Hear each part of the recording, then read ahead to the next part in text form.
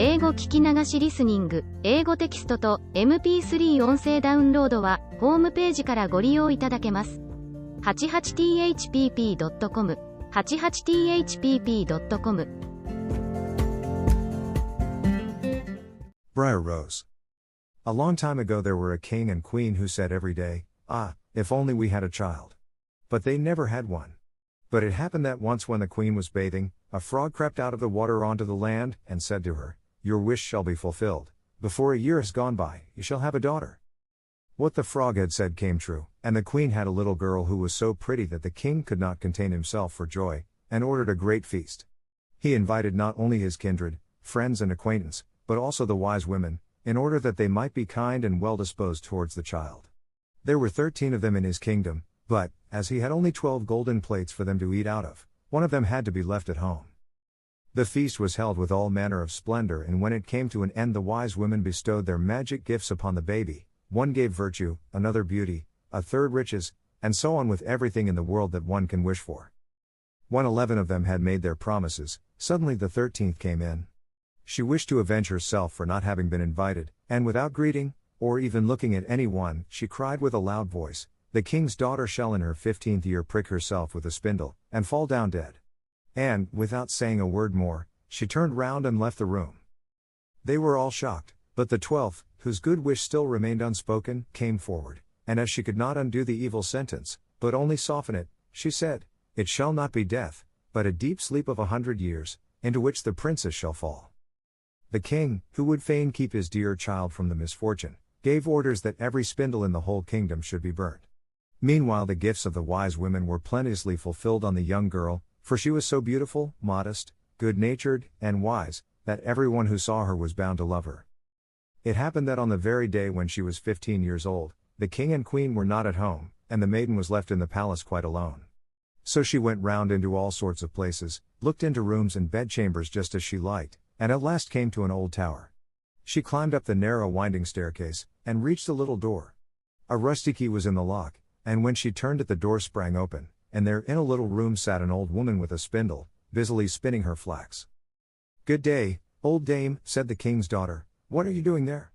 "I am spinning," said the old woman, and nodded her head. "What sort of thing is that rattles round so merrily?" said the girl, and she took the spindle and wanted to spin too. But scarcely had she touched the spindle when the magic decree was fulfilled, and she pricked her finger with it. And, in the very moment when she felt the prick, she fell down upon the bed that stood there, and lay in a deep sleep. And this sleep extended over the whole palace. The king and queen who had just come home, and had entered the great hall, began to go to sleep, and the whole of the court with them. The horses, too, went to sleep in the stable, the dogs in the yard, the pigeons upon the roof, the flies on the wall, even the fire that was flaming on the hearth became quiet and slept, the roast meat left off frizzling, and the cook, who was just going to pull the hair of the scullery boy, because he had forgotten something, let him go, and went to sleep. And the wind fell, and on the trees before the castle not a leaf moved again. But round about the castle there began to grow a hedge of thorns, which every year became higher, and at last grew close up round the castle and all over it, so that there was nothing of it to be seen, not even the flag upon the roof. But the story of the beautiful sleeping Briar Rose, for so the princess was named, went about the country, so that from time to time kings' sons came and tried to get through the thorny hedge into the castle.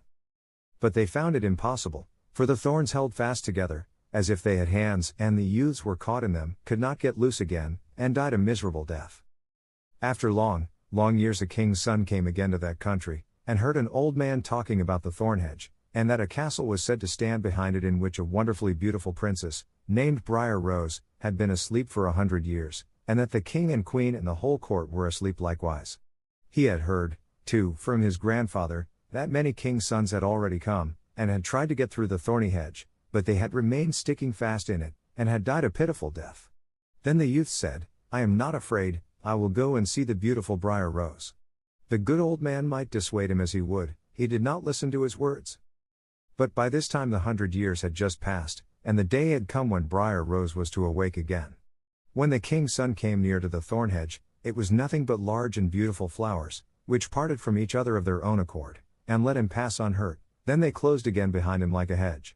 In the castle yard he saw the horses and the spotted hounds lying asleep, on the roof sat the pigeons with their heads under their wings. And when he entered the house, the flies were asleep upon the wall, The cook in the kitchen was still holding out his hand to seize the boy, and the maid was sitting by the black hen which she was going to pluck. He went on farther, and in the great hall he saw the whole of the court lying asleep, and up by the throne lay the king and queen.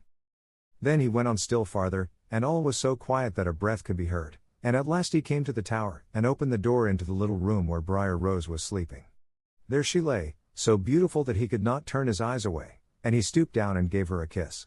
But as soon as he kissed her, Briar Rose opened her eyes and awoke, and looked at him quite sweetly. Then they went down together, and the king awoke, and the queen, and the whole court, and looked at each other in great astonishment. And the horses in the courtyard stood up and shook themselves, the hounds jumped up and wagged their tails, the pigeons upon the roof pulled out their heads from under their wings, looked round, and flew into the open country, the flies on the wall crept again, the fire in the kitchen burned up and flickered and cooked the meat, the joint began to turn and frizzle again, and the cook gave the boy such a box on the ear that he screamed, and the maid plucked the fowl ready for the spit. And then the marriage of the king's son with Briar Rose was celebrated with all splendor, and they lived contented to the end of their days.